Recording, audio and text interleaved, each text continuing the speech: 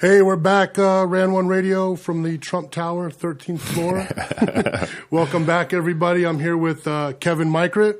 Hey, Mike. As usual. How you doing? Good. How's it going over there, Kev? It's going great. Thank you for having me. We got Boom is back.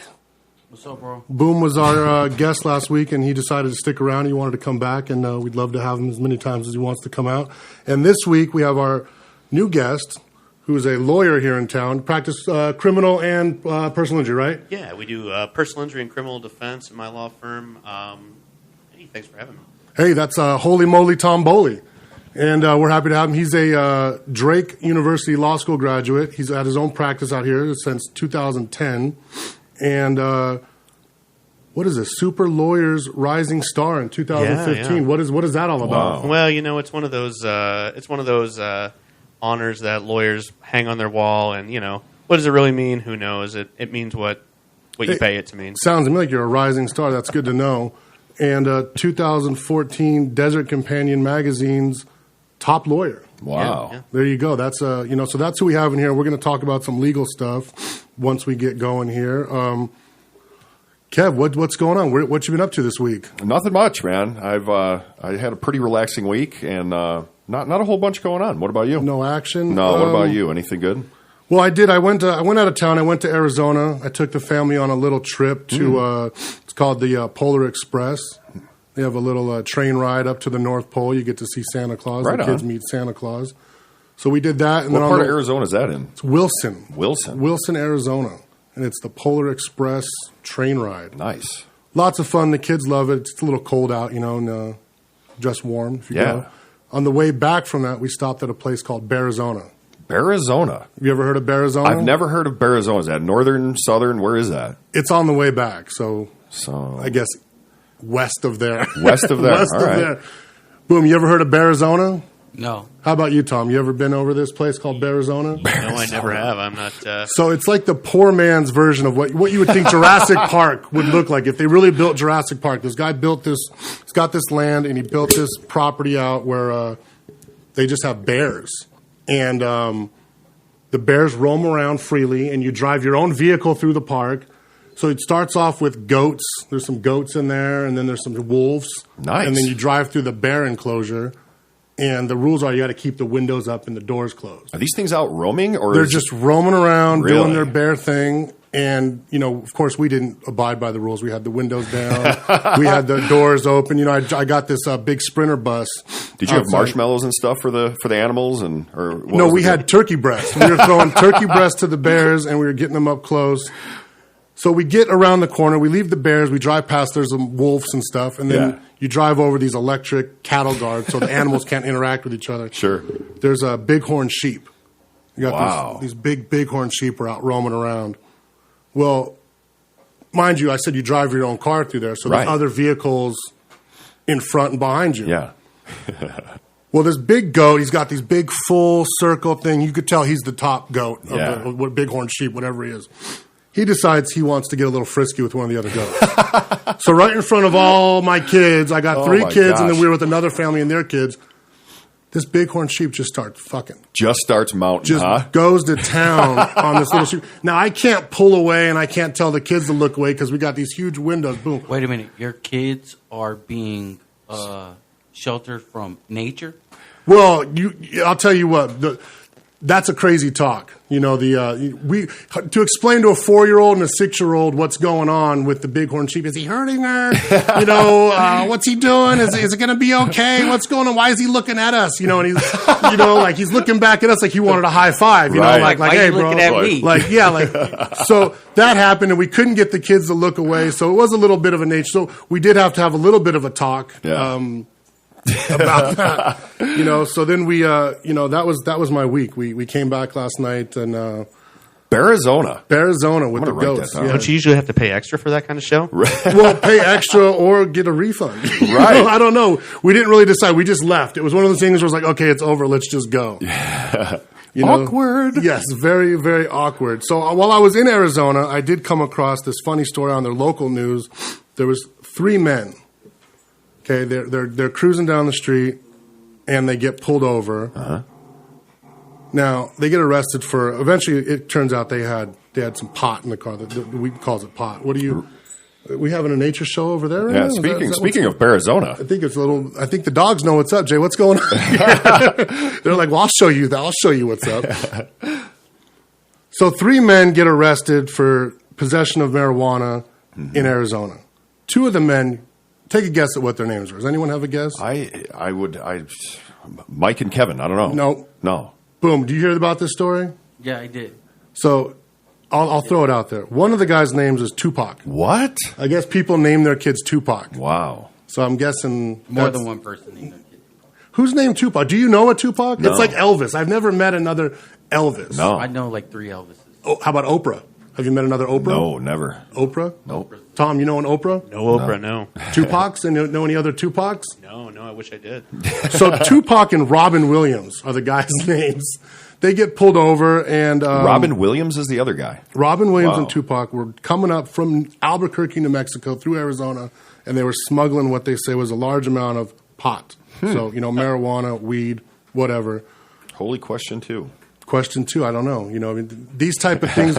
So are you familiar with question 2? Oh, absolutely, yeah. So the DA out here has released a thing saying he's no longer going to really prosecute these small marijuana infractions. That's true, yeah. Most of the prosecuting agencies in town have taken that same position. Now, are people from before, like not way before, but what's this going to do? Like, can people appeal their old cases now and say, Are now they it's going to legal? grandfather them in? Or? No, they're not, actually. So it's become like sort of a dead drop-off date where, before this date, if you got caught, it was a misdemeanor. If not, you're gonna get away scot-free, basically. Wow. Yeah. So from today forward, though, if I get picked up with a small amount, not crazy amount, Yeah, but of course. it's Under an ounce, yeah. under an ounce, the legal. That's what's going to be the legal allowed limit. So anything under that, they're probably just going to slap me on the wrist, maybe a fine, or not even anything. Well, the law changes on January 1st. Okay. Even when it was illegal, completely illegal, and they were enforcing the law, generally you'd get away with just a fine, maybe a class or something like that.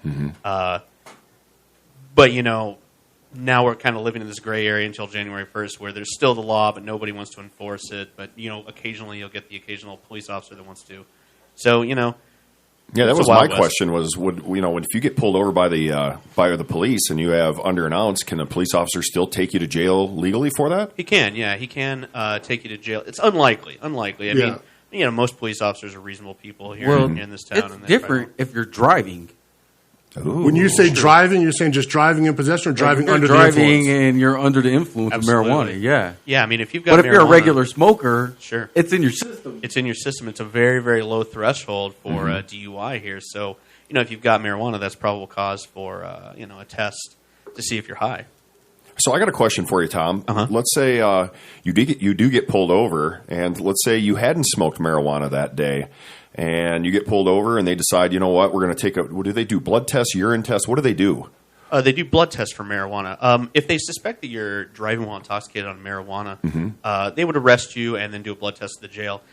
But the thing about the marijuana laws here, they're so draconian because they were written years and years ago. Sure. I mean, marijuana is basically going to be legal to use. But if you're a heavy smoker, because marijuana is fat soluble instead of water soluble like other drugs, it stays in your system for longer. So you can be, say, we just passed around a joint right here. You can be intoxicated for purposes of driving for up to 3 days. Oh my goodness! Yeah. Wow. Wow, that's I have pod DUI. You have a pot DUI? And were you currently under the influence, or was it something from a couple days before, or? I'll lose some cards. Yes. It was in 2008, but it was earlier in the day I had smoked, but I smoked in the car. So when I got pulled over, the car smelled like marijuana. smell like a skunk was Same sitting next thing. to you. I got taken down to the station and got the blood test and everything like that. But yeah, I had to go to the classes. So it was not cheap. And it I was see not a minimal. lot of times you'll be driving down the street and you smell, like you could smell, potently you could smell the marijuana, like Yeah. coming, and then you always play the like, who is it? And you're trying to look and see who's smoking in the car ahead of you, and you pull up, and sometimes it's just like what you would see, like old people. I've seen old people smoking. A lot lately now. I've been smelling a lot more in the street. So I guess the thing is because it's legal, you still get a DUI. You don't want to be driving down the street smoking weed. Yeah, exactly. My rule of thumb is smoke at your house, not in your car. Smoke Right. at your house. Yeah. I mean, I guess people are thinking it's legal. They could do whatever they want with it. But I guess Well, that's kind of the law, though, too, is that you can smoke it at home. Yeah. You can't like smoke it out on the street. You can't walk down the strip smoking once it's legal. Exactly. Yeah. Yeah, it's going to be like Colorado. Colorado's sort of the model for everything, and same story in Colorado. You have to go to a dispensary to buy it. You can't be walking around, smoking. You have to do it in either a designated area or at your house. So treat it like alcohol. You don't just, Yeah, pretty much. you wouldn't do it driving down the street drinking a beer. So getting back to Tupac and Mr. Robin Williams here. Tupac and Robin I Williams. love the names. So they got pulled over. So for a traffic stop, Tom, what do you say? Like what can the cops do and what can't they do? What are some common, things that people say, oh, well, you see on these YouTube videos, well, I'm not showing you my ID, and they get, that's where the videos usually start. What's the basic traffic stop etiquette for me and the officer? That's kind of a loaded question. I'll tell you why. Because a lot of people, especially the people that make the YouTube videos, they're trying to sort of pressure the cops into making a mistake or something like that. But frankly, it kind of depends on what you're doing. If you're just speeding, the worst they're going to do is give you a speeding ticket for the most part. So, don't admit to speeding, but be polite. Roll down all your windows. Show them your hands. And for the most part, the cops are going to be cool about it. But, if, say, you have something, you don't want to volunteer those things. And if the cops got to have reasonable suspicion to get you to the side of the road. So maybe violation of a traffic law or maybe swerving or something odd about your car, maybe a car accident. But they got to have probable cause to search your car. So what happens, Tom, if the police officer asks you, do I have permission to search your vehicle? What do you say in that instance? What if, let's say you do have something that you maybe shouldn't have, and they say, hey, do you have anything in the car that I should be aware of? And then the next question usually is, do you give me consent to search the vehicle? Yeah, I would say no, of course.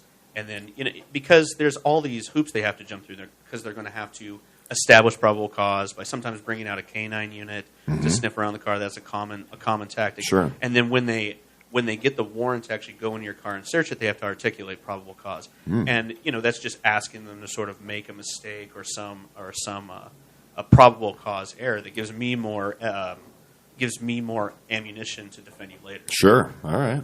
That's amazing. Yeah. Yeah. I always thought you should say yes. I didn't know. Say yes to the search? Yeah. What do you got, Boom? You're chiming in over here. What about the blood test? That was one of the things that kind of it threw me for a loop when I got arrested that night. I have no choice but to submit to the blood test. Well, you know what? The law actually changed between your DUI and today. And That's why I asked, because I did hear that. In July 2015, we used to have what's called implied consent, which we technically still have. Where if you have a Nevada driver's license, they have the right to articulate reasonable grounds, which is a very low standard, and they can basically force a needle in your arm without a warrant. That was back when you had a DUI. That's what they told me. They said, you either take the blood test or we're going to give you the blood test. So in the interim, that was struck down. So now they can't do that constitutionally.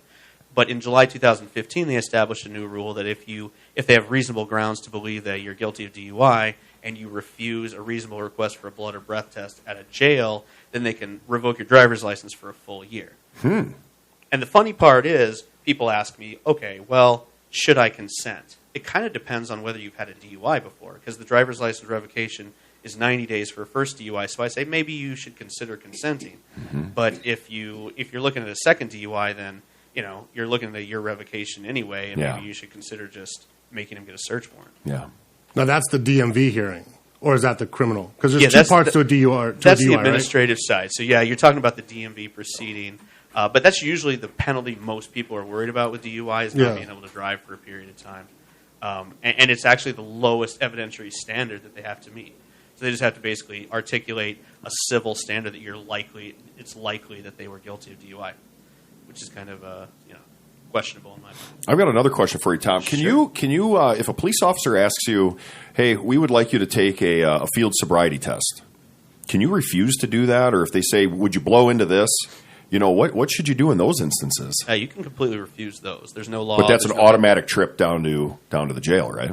Yeah, but if they're asking you to complete a field sobriety test, you're probably going to jail anyway. Right. So are you better off at that point not doing it? Yeah, because that's always going to be used against you no matter what.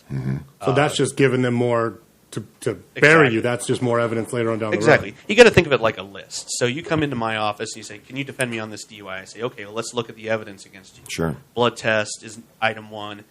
Preliminary breath test, like you were talking about, is item 2. field sobriety test or item 3. So the fewer things they have against you, the better. The better. Okay, that makes sense. Yeah, definitely. You don't want to give them more stuff to bury you with. Right. You don't want to get more guys with shovels digging that hole. Right. Yeah, absolutely. So, wow, that's good. Thank you for all that, because that's, I think the people in this room really needed that information. And do leave cards for everybody else in the room. So another funny thing that happened over the weekend was while I was in Arizona, someone put me on a list for the teacher. My daughter's 3rd grade class. They're looking for community speakers to come talk about their job, what you do for a living. Someone decided to sign me up and put me on the list. Now, for those of you that don't know, I do own a bail bonds office. I own Easy Bail Bonds. We've been open for 10 years. I just don't think a bail bondsman needs to come and talk to the 3rd graders. Right. I'm agreeing with you on that. Yeah, I think that's, again, like the nature talk that Boom mentioned earlier, that's a separate talk for later on down the road with these 3rd graders. The nature talk, and then the daddy's going to jail talk. And with some houses it's normal, but for the average house it's not. No, it's not. It's just not normal. But for a lot of my clients it is normal. So they wanted me to come in and talk all about of your clients. It is normal for all my clients. Well, not all. Some of my clients are not everyone's going to jail habitually like most of them do. Right. At least once though. At least once. Some of them, you'd be surprised how many people actually go to jail on a monthly basis. Do they really? I wouldn't be surprised. No, you would be. You've seen it, right, Tom? You get the clients that are just always in hot water. Oh, yeah. I get them, and then I get their kids when they start getting in trouble. Oh, generationally. Yeah. Oh, yeah. Well, I've been, it's funny you say, because I've been open for 10 years now, and I have, seen the 8-year-old, 9-year-old running around when I first opened and bailing out that. Now it's them, and they're like, doing really crazy stuff out there in these Vegas streets, So they thought it'd be a good idea for me to come and talk to the kids. I told them it would only work if I get to follow the police officer. Yeah, that's the only way it would work. If I get, the policeman can explain his job, and then I could say once his job ends with what he does, that's where my job starts. And then once my job ends, Tom's job kicks in. Yeah, right. Very true. So that's I don't know. I missed it though. I was out of town in Arizona. I think one of the funny things, I'm looking at this email here that you got sent, Mike, and it asks what schooling it takes, why you like it, challenges, obstacles, and successes, and you should bring some stuff to show the children. So what would you bring? Handcuffs and tasers and. Well, maybe I could bring a fugitive that we just, maybe I could bring someone that we've just went and found. Right. Schooling wise, it's about a 3rd grade level. It's an 8-hour course offered a couple times a year by the state. Yeah. They really don't talk about much. They just make you pay a couple $100 for it. Right. And obstacles, the obstacles always just like anything, just getting paid. Right. Not getting spit on. Right. Yeah. And, the obstacles, again, like I said earlier, be a front door. Right. Would be a good obstacle in a bail bond situation. Show them how to kick one down. Kick one down. That's the success, is when the door's kicked down, and then you, like I said, to bring in for show and tell. You're not allowed to kick somebody's door down. Ooh, can you? We can kick people's doors in. If they're inside and we have reason to believe they're inside, we have to call into Metro, give them, we get an event number, and we say we're going to do a forced entry, and we kick the door in. Wow. I want to go with you once. Yeah, I want to watch. I want to come too. You got to be licensed. It's dangerous kicking people's doors down. It's very dangerous to kick someone's door down. And I've kicked people's doors down, and the guy's just been sitting on the couch like, I just wanted to see you do it. Yeah. You get that guy. But sometimes you're kicking in the front door while they're jumping out the back upstairs window, so the chase is on. So maybe sometime you could give me and Tom and Boom a little heads up so we can park down the street and just watch. Well, Jay, can we do a mobile broadcast? Can we? Is there a way to do a mobile broadcast? We could just do it live right. on the air. Jay's shaking his head. Yes, I think. Wow. We'll have to look into that. That'd be kind of fun, Mike. Yeah. So they say we really appreciate those you willing to come in. I don't know. I just didn't. Luckily, I was out of town because I might have been tempted to go in and talk to these kids about getting people out of jail. Yeah. What do you think, Kevin? Yeah, I think you're right on the target, but I think you missed a whole bunch of maybe future clients, because then they're going to say, you know what? I remember back when I was in the 3rd grade, this guy came and he said he was with Easy Bail Bonds. I don't know. You think my kids go to that kind of school? Huh? that's the kind of school we're in. Sorry, Mike. No, I'm just kidding. What do you think, Boom? I think it's good learning. Good learning. Just maybe I should offer life a course. Skills. Maybe I should offer an after-school club, the junior bail bondsman club. School should teach the Explorers program. Yeah, the Explorers program. Right. Come on, bring your. I don't know, what would you give them? Handcuffs, handcuffs, and a little plastic badge, and some hair gel, and Some flip-flops, some paper underwear. Paper underwear. Yeah. And Tom's card. They all need every bail. And Tom's card. They need Tom's card. Absolutely. Yeah. So another funny thing that happened over the weekend was this comedian named T.J. Miller. I don't know if any of you heard of him. Anyone heard of him? He's you've heard of him? Yeah, I've heard of him. He's he's done a couple things. He's more of a Jay. Have you heard of this guy, T.J. Miller? Do you know him? Did you hear about what he did over the weekend? I did. He slapped his Uber driver in an argument over Donald Trump. And this guy, he's coming out in the new movie, The Office Christmas Party. So this is kind of a... I think that released today or yesterday? Yeah, I think yesterday it did. Yesterday. So He was also in Daredevil. Daredevil, yeah. Yeah. That's exactly right. So he's slapped his Uber... Deadpool. Deadpool, yeah. Get it right, Jay. I'm going to have T.J. Miller come slap Jay now. Now that we know he can go to jail. So he goes to jail, and he just walks out. They just gave him, I guess they might have given him an OR release, which is own recognizance. But so the Uber driver picks him up from GQ's Man of the Year party. Wow. Maybe he was a little upset that he wasn't Man of the Year. You know what? First off, I've just got a silly question here. But if you're coming from GQ's Man of the Year party, why the hell do you have Uber coming to pick you up? You know, you're in LA, you're going to this big party. Shouldn't there be some sort of like limo or like big bus or... Hey, I'm just you know an what I mean? radio guy. I got my own bus. It's out front. I know. That's why I said bus. Yeah. Maybe it was that upgraded Uber with nice cars or whatever. That could... Yeah, I don't know. Uber maybe it was XL. Uber Black, maybe. I don't... Yeah, that could be. Uber long. Platinum. Maybe it was Uber Long. Picking up the long Uber limo. long. So he That's a video, slaps, I think. he slaps his Uber driver over an argument with Donald Trump. Now we don't know where he stands with Donald Trump, whether he's for Donald Trump or anti-Donald Trump. Yeah, how do you tell that one? What's that? He's anti. He's anti-Donald Really? Trump following the Hollywood scene. That's what I would guess. Yeah. So yeah, I was going to say they didn't release it. So I was going to say if he was pro-Trump, Yeah. they would come out and say he's a violent Trumper. Yeah, But now that we know he's anti-Trump, How does that come up in an Uber ride talking about Donald Trump? Right. well, and that's funny you say that because now Uber has released a new series of rules. And I don't know if they were going to do this anyways, but because of this, they have a new series of rules for drivers and riders that could get you banned from using the service. Wow. What do you think? I mean, I think you got to have some checks and balances, and especially after this guy just got, it says he slapped him. I wonder what kind of slap it was. Was it like a bitch slap? Like, boom, like Back one of of the those? head, or was it Yeah, or was it, I don't know. or full frontal? Did he get him full frontal? Yeah, I don't know. And then I bet also, you he barely touched the dude. Probably. you think he Bet- barely touched I him? bet Well, you I'll he tell you what. barely Did you touched read the article? Because the part I almost forgot to mention was Yeah. that the driver held him on citizen's arrest until the actual police came. Is that a real thing, citizen's arrest? Have you Tom? dealt with it, Tom? Yes, sir, it is. Is it really? Yeah, it is. If you got probable cause, you can make a citizen's arrest. It's questionable though because we're not trained. You're kind of treading the line there on kidnapping Absolutely. and yeah. citizens Really? because as a bail bondsman too, we kind of tread that same line where I've heard judges. I've been called into court to explain why I've put someone in handcuffs, and they told me you're basically doing a citizen's arrest because you're not a state official, you're not a government official, you're not an a peace officer of the officer. court, Yeah. you're not a peace officer, you're just a private businessman. Even though there is some federal laws that say the bail bondsman can do that, so. Boom, you're going to let an Uber driver citizens arrest you? Would you do You're that, going Boom? to kick down somebody's door and make a citizen's arrest. Exactly. But you let Metro know first. Yeah. Exactly. Here's my advice: don't do it. That's right. Don't kick in the door. Don't do the citizen's arrest. Both. Both. Both. There you go. That's playing it safe. So I don't know. I mean, what's going to happen to you? Uber driver says you're under citizen's arrest. I mean, No way. No, We're going around. not happening. No way. Would You're you? No. We don't have to ask. That's a mandatory. No, it's going to be no. worse. Worse things are going to happen. Yeah. Keep your hands to yourself, too, at the same time. Right. Like, you didn't learn that in kindergarten? Well, it sounds like the Uber driver may have overpowered him.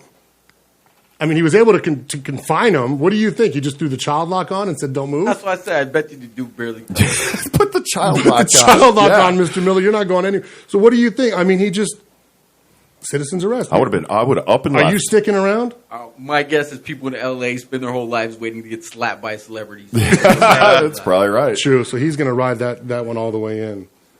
I don't know. That's what happened. Yeah, to the that's a guy. good question, Mike. Is like, how did he actually do it? Did he just, like you said, put the child locks on and say, "You go anywhere, and I promise you, I'm gonna tackle you"? Or, I mean, you think it would take a few minutes for the cops to show up, and I don't know. Well, now Uber's pissed, and they Yeah. said these are the new rules. And you want to run it down, Kev? You want to open this up? Yeah, so it says here there's a new complete set of rules So one of the topics is damaging drivers or other passengers' property, and it says breaking. This is funny.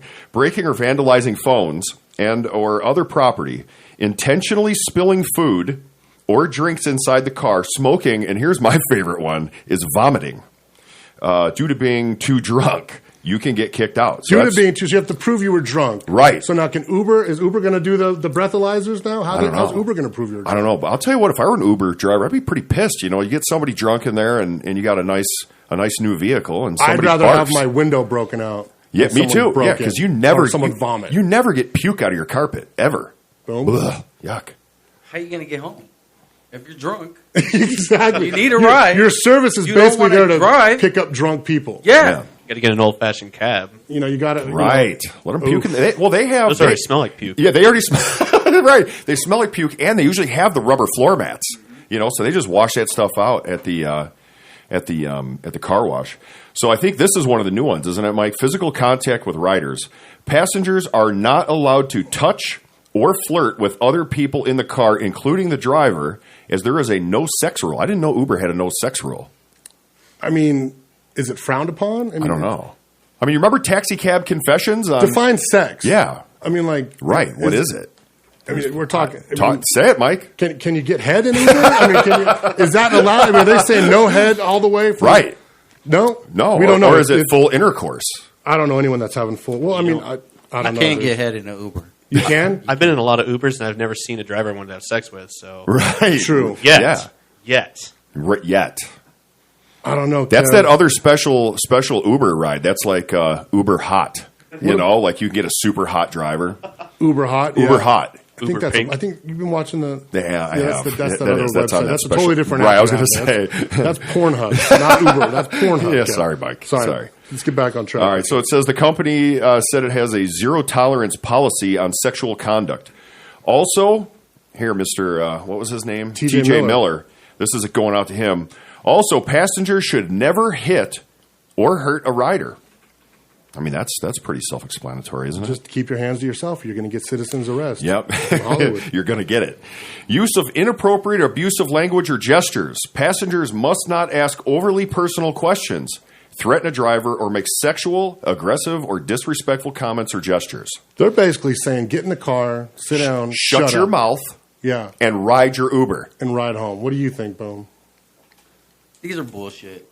Is this legal stuff? Is this just them covering their ass? Yeah, that's all it is just liability because you have a personal relationship with your Uber driver as soon as you get into the car. And so they decide what's okay and what's not okay. I got in an Uber one time and he told me we had to hurry up. Okay, I swear to God, he picked me up in my house in Southern Islands and I said, we're going downtown. I had to go get a car from downtown. Yeah. He said, we have to hurry up, bro. And I said, you're the driver, bro. I said, okay, whatever it was, get me there. This fucking guy was running lights. He was changing lanes on the freeway. This guy was nuts. Just out of his mind. I mean, like you said, I think it's all bullshit because I've seen some crazy shit in an Uber. Because now an Uber driver could go to any one of these and be like, this is what he did. And that same driver stopped. He got off the freeway at Trop and D. Martin, stopped at the In-N-Out, went in and used the bathroom. Hey. But he had to hurry. Right. Then he made a bathroom stop, 2 exits down, then got back on, and then yelled at me for holding him up. So... any infraction on these rules, and the Uber driver can ban you from driving? Well, it goes both ways. Uber? You could get banned, the rider or the driver. Because you guys both get rated on Uber, right? Exactly. The passenger gets rated, and the driver gets rated. And the driver. And then there's the breaking the local laws, the local law while using Uber. So this is just saying human and drug trafficking. Mm-hmm. Don't run your hose on Uber. Don't use, pimps can't just drop their hose off at places. Yeah, see, there goes that idea. That shuts a lot of it down because that's a major customer base for the Uber. Yeah.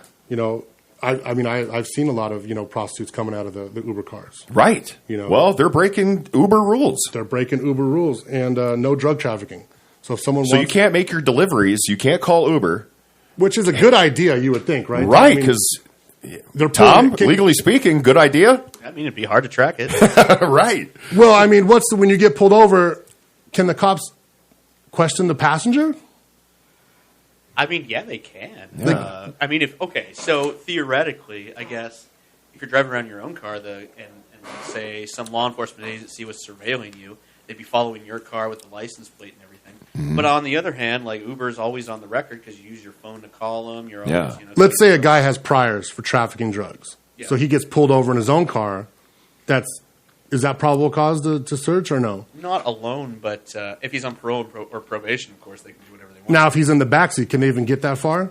They can if they think there's something wrong. If they can state probable cause, Yeah. no matter what happens, they can get that search. But I mean, they have to state it. They have to be able to say something. Gotcha. We're going to take a quick break real quick, and when we come back, we'll dig more into some local law questions for Tom.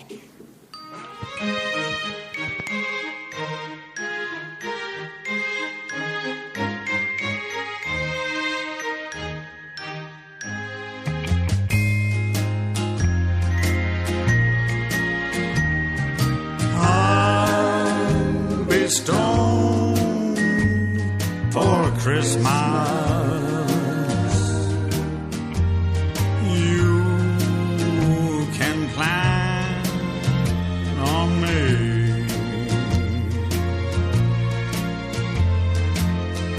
I must insist on a lemon twist martinis by the tree.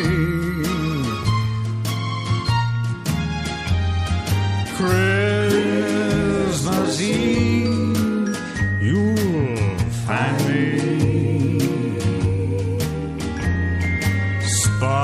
sparking up some green.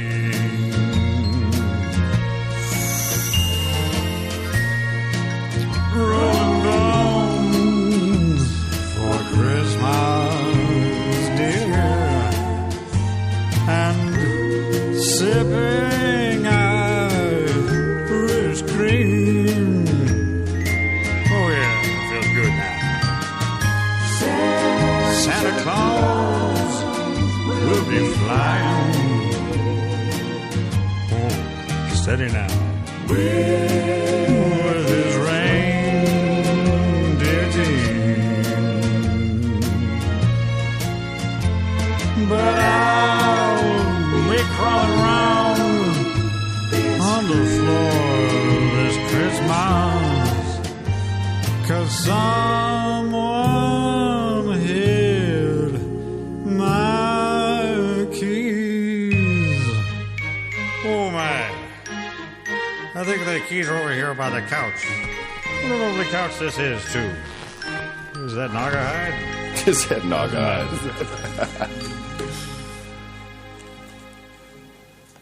Welcome back to RAN1 Radio. This is Kevin MIKRUT, and I'm in the studio right now with Mike Slyman. Mike, what's going on? Oh, just hanging, killing a Saturday here. We're also in with Mr. Boom. Boom, what are you up to? Just waiting for the Lord. Wait. And we have attorney Tom BOLEY with us. Tom, how's your afternoon going? It's going great. Thanks for having me. Yes. So Mike, I don't know if you've. I'm sure everybody has read this about this smoke shop over on Flamingo. It's kind of a big deal. So police arrested I don't know, was the guy the owner? Or He was the clerk. he was the clerk.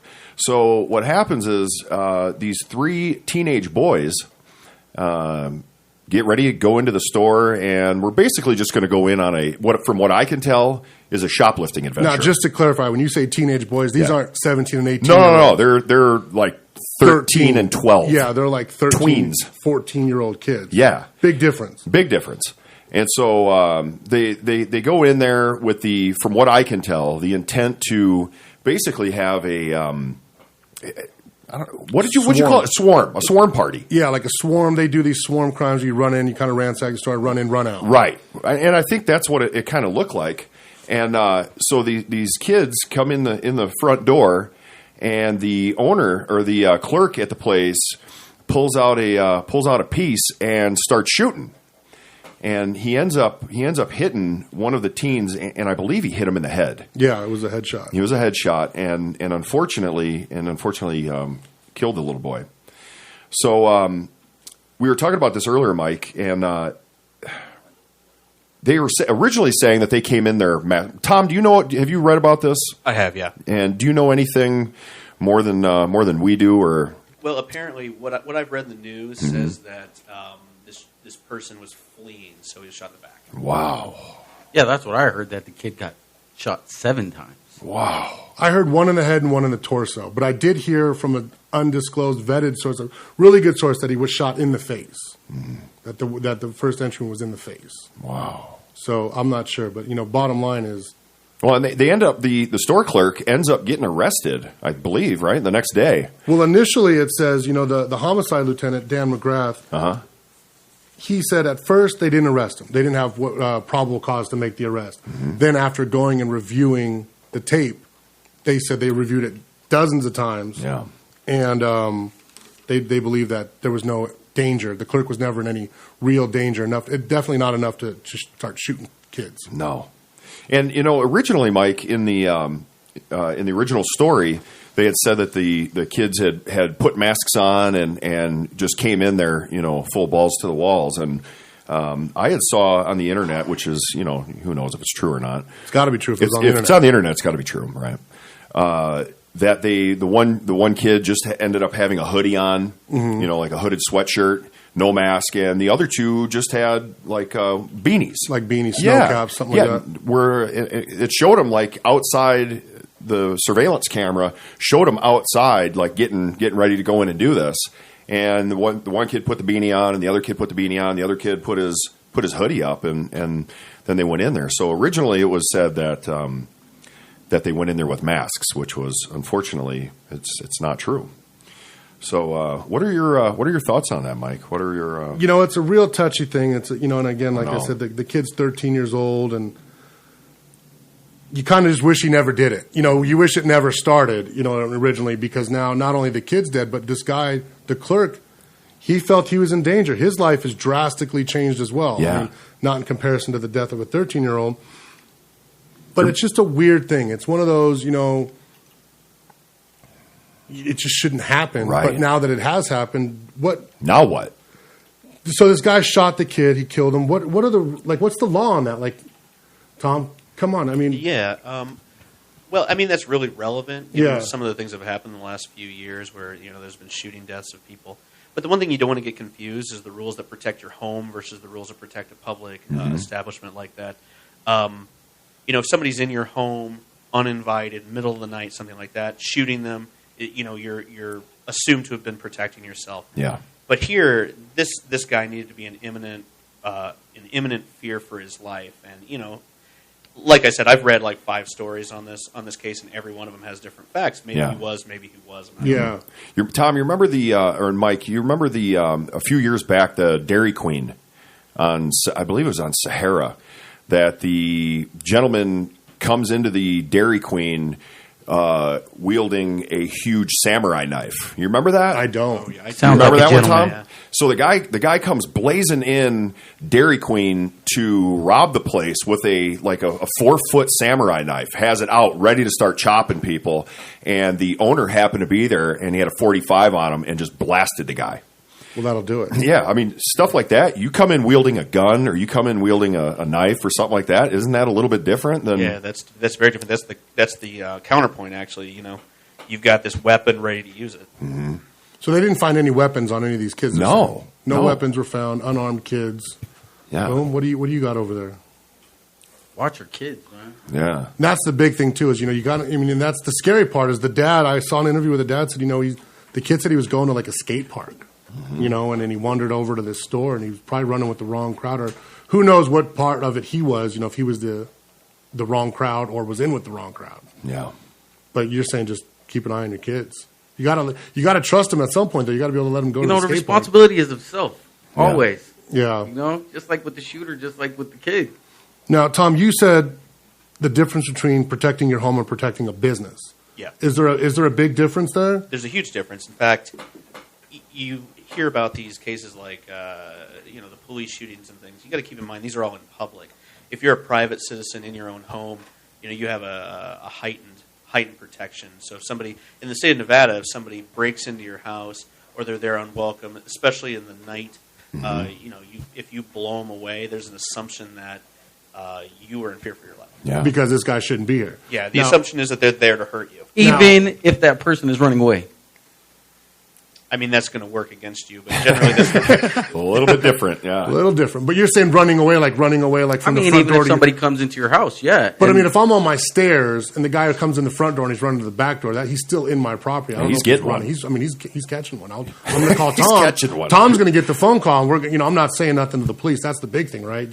when you just say you were afraid for your life. Yeah, I'm That's just going your to say mantra. I'm saying call Tom Boley. right. I'd be on the same boat. Then you can That's what everybody should say. you sort that out when you talk for me. I'm not saying anything. You know, once upon a time, I used to. It's kind of like the whole shoplifting thing. You know, once upon a time, I used to work loss prevention, and we used to have people come in all the time. You know, that would kind of cover their face and come in and just grab as much crap as they can and head for the doors. It doesn't give me the right to shoot them. Well, like Tom said, You know? if you're in your home, people shouldn't be in there. But when Right. you have a place that's open to the public, Sure. Yeah. people are going to come in. And Crazy. it's not up to you unless you're, like you said, Yeah. in imminent fear of your life to just start popping holes in What people. is the exact rule, though, for a shop clerk to be armed? Yeah. Well, I mean, anybody can be armed if you're complying with all other laws. There's no reason why they can't be armed. Mm-hmm. But my theory is I wouldn't want this guy to make a mistake and put a few rounds in me because he thought I was shoplifting. Yeah.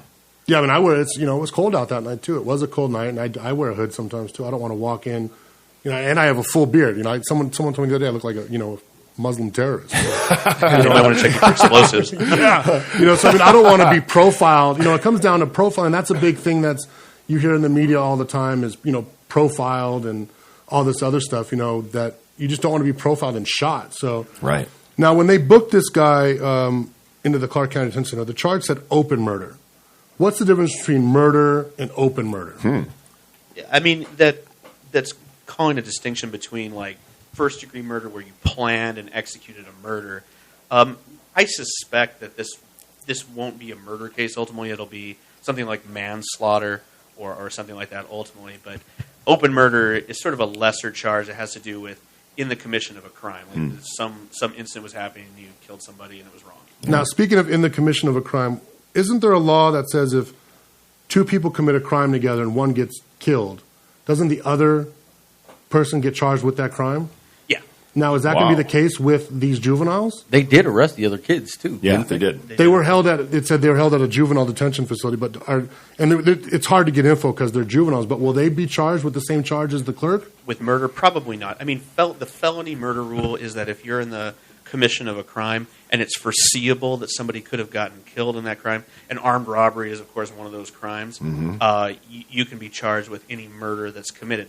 But generally, it's the co-conspirator's murder. So say the three of us walk into a convenience store and rob it, and Mikey blows them away, we'd be guilty of felony murder. Wow. So generally, if the person fights back, the co-conspirator wouldn't be charged with murder, especially since they're juveniles. That's unlikely. It says the other teens who were aged 14 and 15, it says, yeah, here it is. It says it right here. They were arrested with attempted robbery, conspiracy to commit robbery, and burglary. So that's what they charged them with. Yeah, probably not murder. Probably not murder. And most likely it says it'll be reduced to a simple theft. Yeah. Probably, yeah. Wow. That's a crazy, you just got to feel bad for everybody involved. Like I said, the kid's, he's dead. He's got parents. Yeah. I doubt the other two will ever do it again, though. Yeah, that'll talk about a lesson. Wow. It could go either way. They could go full, they can just go full crazy now. They could just be, the instant OG. What do you think? I'm hoping that it will be a deterrent to other kids to know that when they put themselves in danger like that, It's one of those it can happen. play Yeah. stupid games, win stupid prizes, And, Yep. like you said, it's a lesson for the whole community. And thank God, you always say, thank God it wasn't my kid. But you use those lessons to teach your kids, and, it should scare a lot of the other kids away Yeah. from doing something crazy like that again. I mean, because it doesn't really seem that crazy. We're going to go into the store. We're going to steal some bongs.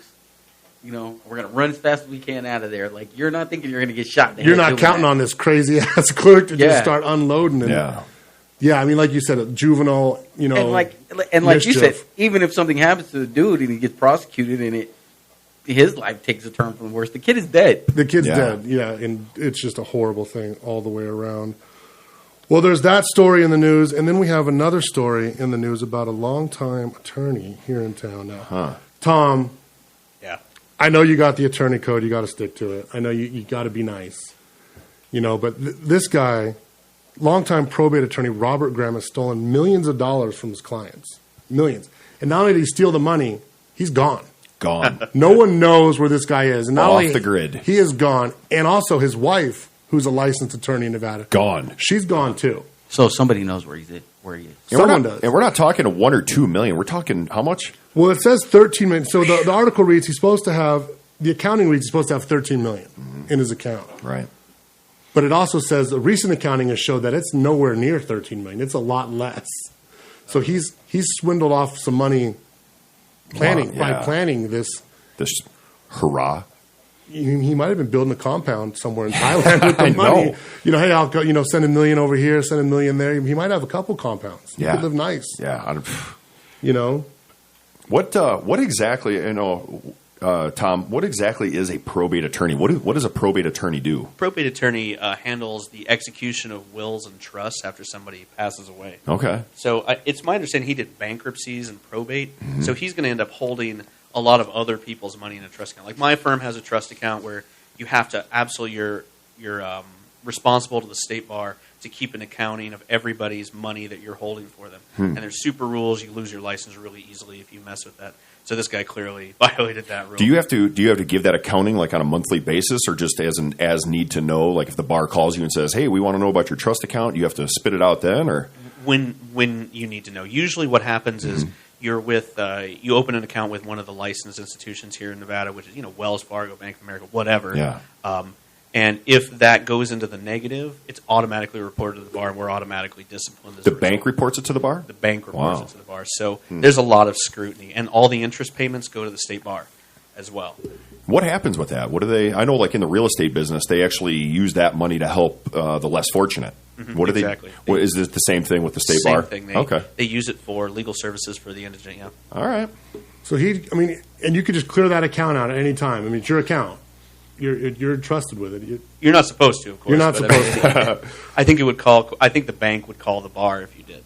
Yeah, it looks like a whole series of unfortunate events were actually transpiring because they checked on the guy's lease, and the lease is defunct, and it's kind of going behind, and shooting emails to him, and he's kind of spotty about responding to him, and he's giving people the runaround, right? Well, it says the state bar learned that he shut down his firm December 2nd, fired all the employees, and he left behind the files.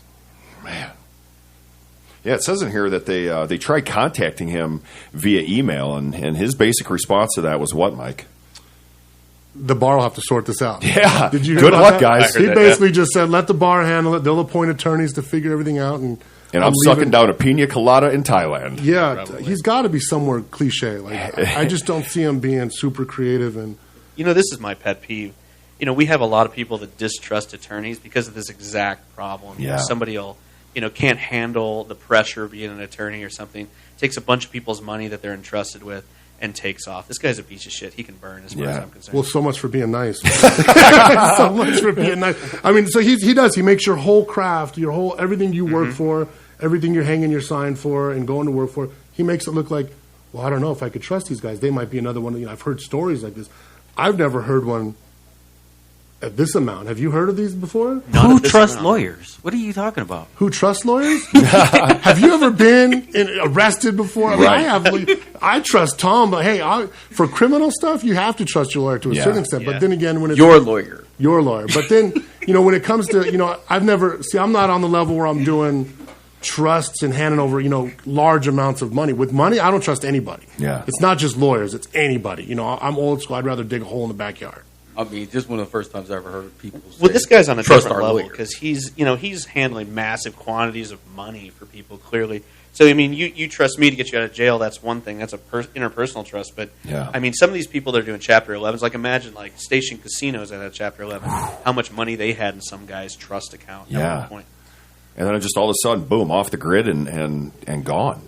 That's just insane, and he's just gone. And so there's people that are saying, well, where's my money? Yeah, so what happens to that, Tom? What happens when there's $13 million worth of distributions that need to be put out?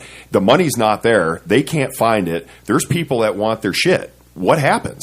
There would be a question because it's very, very unlikely that he has a malpractice insurance policy that will pay all this out. So they'll probably split up whatever is available in malpractice insurance. But I mean, if he can't be reached, what happens usually if somebody squanders, like say they get a gambling problem and squanders a bunch of their clients' money, they say you can never practice law again unless you pay them back. Ooh. But, so if he wants to come back, yeah, he decides He'd better to come show back, up with some money.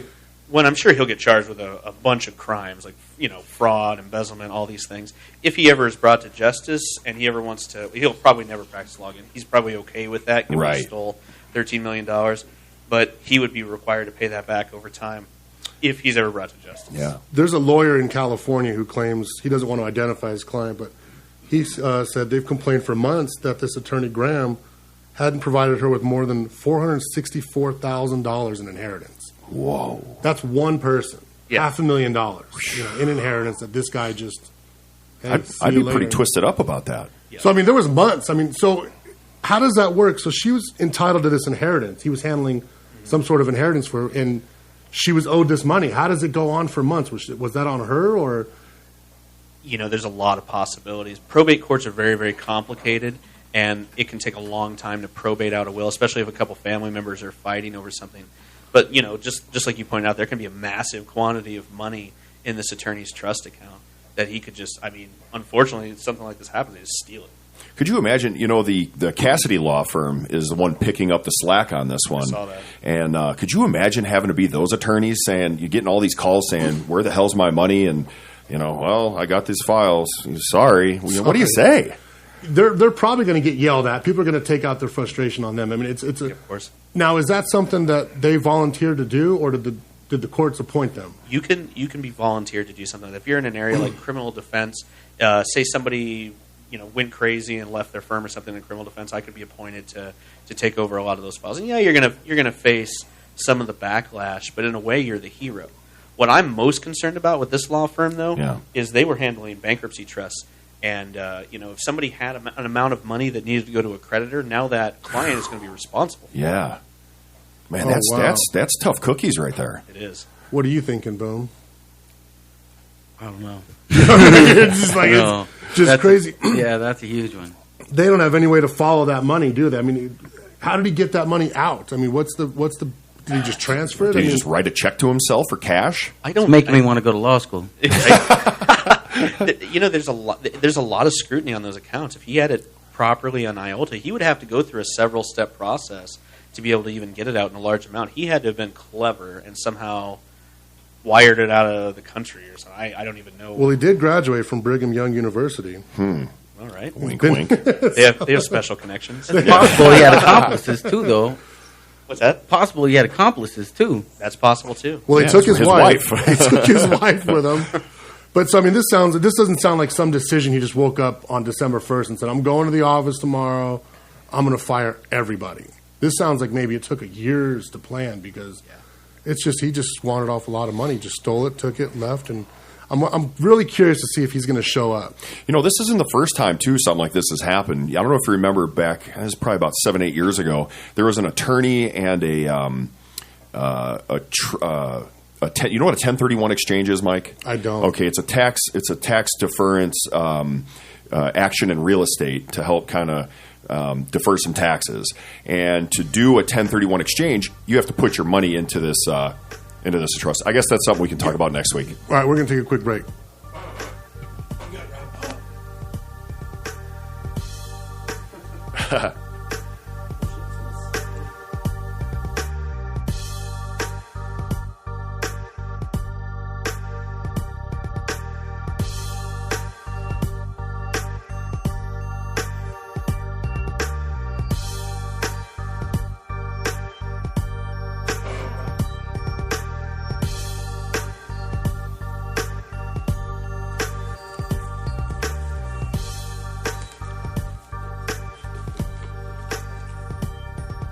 Hey, we're back. Sorry about that. We were running out of time, but I wanted to give Tom a quick second here. Tom, tell us about your law firm, where you're located, how to get a hold of you, and just give us a quick rundown on Tom BOLEY. Yeah, sure, absolutely. I appreciate you guys having me today. I'm with the law firm of BOLEY in Aldebaugh. I'm the senior partner there. We have a location at 1900 East Bonanza. We're just north of downtown. We practice in the area of criminal defense and personal injury law. So if you're in any car accident, If you're injured by the negligence of another, or you're arrested from any crime, all the way from speeding to murder, give me a call, 702-435-3333. 435-3333. Exactly. That's Attorney Tom Boley. Tom, thanks for coming out and hanging out with us today. Boom, thanks for coming back. We appreciate having you. Kev, always great. All right. That's RAN1 Radio. We'll catch you next week.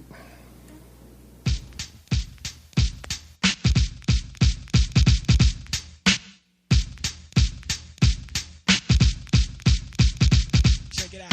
MCMI, people call me Milk. When I'm busting up a party, I feel no guilt. Gizmos cutting up for the suckers that's down with me. The one of us, that's how I feel. To be down, you must appeal to the two. We're rated R, we're gifted, and we're going far down the road to the bank. While I'm here, I'd like to thank Mom and Dad, they knew the time. Gizmo scratching, Milk D's rhyming, Milk is chilling, Giz is chilling. What more can I say? Top billing, that's what we get. Got it good, since you understood. Would you stop scheming and looking hard? I got a great big bodyguard, so step up if you wanna get hurt. Milk D's gonna pull this skirt. I get money, money I got. Stunts call me honey if they feel real hot. That's how it is. You can ask Giz. I stole your girl while you were in prison. Jail for MC assault. You was jealous, it's all your fault. Milk is chillin', Giz is chillin'. What more can I say? Top billing, that's what we get. Got it good. And since you understood, would you clap your hands? Your hands you clap. If your girl's out of place, it's your girl I slap. And if you're dumb, you ask why. I am from that do or die. The audio too, the two's audio. I got a brother and his name's Gizmo. Milk is chillin', Gizmo's chillin'. What more can I say? Top billing, that's what we get. Got it good. And since you understood, would you bite a rhyme if you dare? I get the paper, so I don't care. My contributions to this jam is confusing because I am Milk D stated all the way. The super easy modest MC, okay. Yes, I'm down by law. I get the girlies out on the floor. G is D, down is G. To the at the top is where he'll be. At is us, call us odd. Girls come in, you won't be bored. Milk is chillin', Gizmo's chillin'. What more can I say? Top billing, that's what we get. Got it good, and since you understood, would you do a dance? Dance the two. If you can dance, it's easy to do.